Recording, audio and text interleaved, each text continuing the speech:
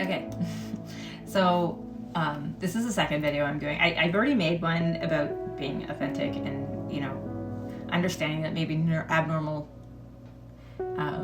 psychological disorders aren't necessarily as abnormal as we think. But this one, I wanted to touch on actually a personal experience, like in the name of being abnormal. So recently I was traveling across Canada. I'm now in Alberta, and I absolutely love Alberta. I was actually born in Calgary, Alberta, so you know it's kind of fun to be back in the area. And I'm not 100% sure if we're gonna stay here or not. Life is exciting and it's limitless, so you never know where you're gonna go. But what I wanted to share with you guys is it was an interesting experience for me. So there's a lot of stories regarding what an empath is or whatever, right? And there's a lot of different narratives out there, but I really struggle with anything that is a popular term in any kind of media platform at all, whether it be twin flame, whether it be empath, whether it be clairvoyant or medium or psychic. There's so many different narratives in popular media about what this and that is, when in truth it really should just be a part of the human consciousness. Like when you start expanding your consciousness, raising your vibration, you start to learn that our brains are pretty freaking superhuman compared to what we thought human was. You know, everyone has the ability to unlock what people call psychic gifts. And I don't even want to call them psychic gifts. I just want to call them, you know, cognitive abilities that you didn't realize can happen through a metaphysical experience versus just a physical, tangible 3D one. Because we have multiple dimensions in our reality.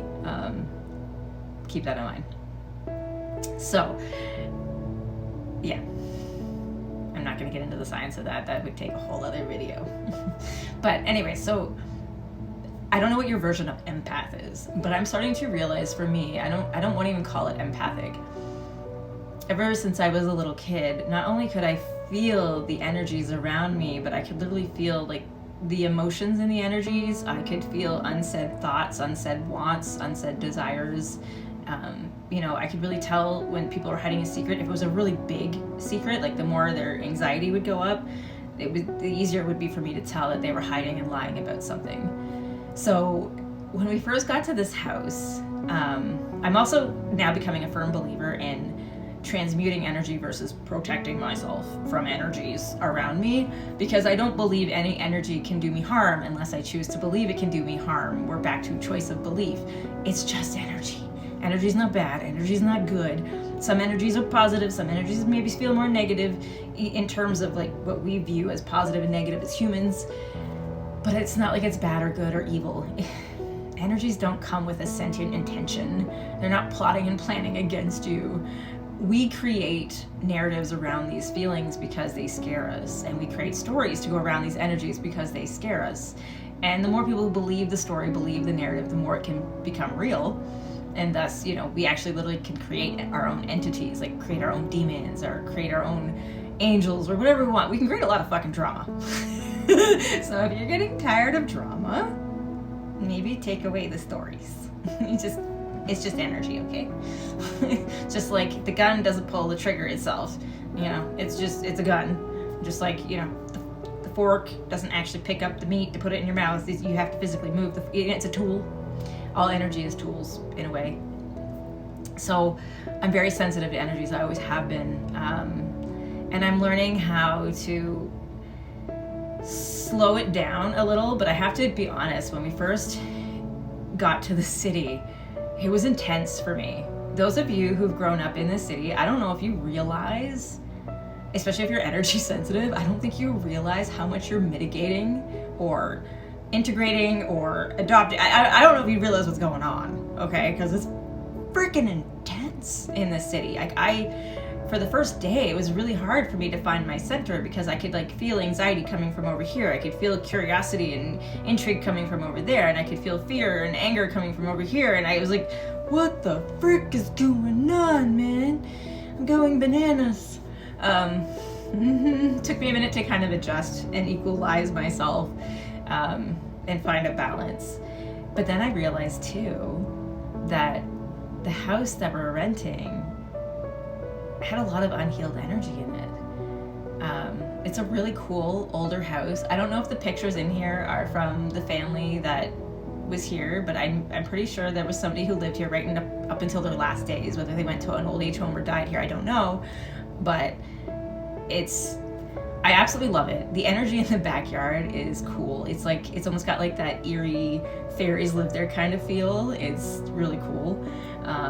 But in my first night here, I was overwhelmed with an insane amount of emotions that needed to be felt that weren't mine. And so I felt them. There was insecurity. There was a lot of sadness, a lot of remorse, a lot of regret. They felt like they had failed their family, failed their kids. And loneliness and fear. There was a lot of loneliness, a lot of fear. And definitely a huge feeling of inadequacy. Things that I know weren't mine because they came with images and visuals that just weren't from my life. The energy just wasn't mine. You can tell when the energy's your own, right? So the energy wasn't mine. But I still let myself feel them. And I still used my own stories, my own narratives to allow myself to feel them. Meaning I found, in my heart, instances that I could relate to that emotion. I could relate to when I felt inadequate, when I felt like I'd failed, when I felt like nothing was ever going to get better. I could relate to all of these emotions.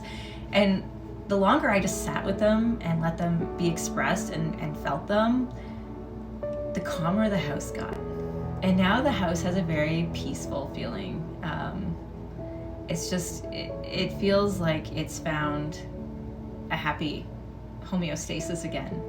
And it's amazing for me to think that if someone had come in and tried to evict these energies or tried to repel these energies, it would have started bouncing off from who knows what. I even noticed it in my kids when we first got here. The first night, they were starting to, they hadn't acted out in like weeks, not even at my mother's. And I noticed they were starting to behave differently, like a lot more anxiety, a lot more anger. And I know part of it's because it's a new place, it's a new atmosphere. Again, we had to adjust. But also too, it was the residual energy, and especially the smaller the child, the more affected they can be, especially if they're sensitive. And my kids they're sensitive, just like me.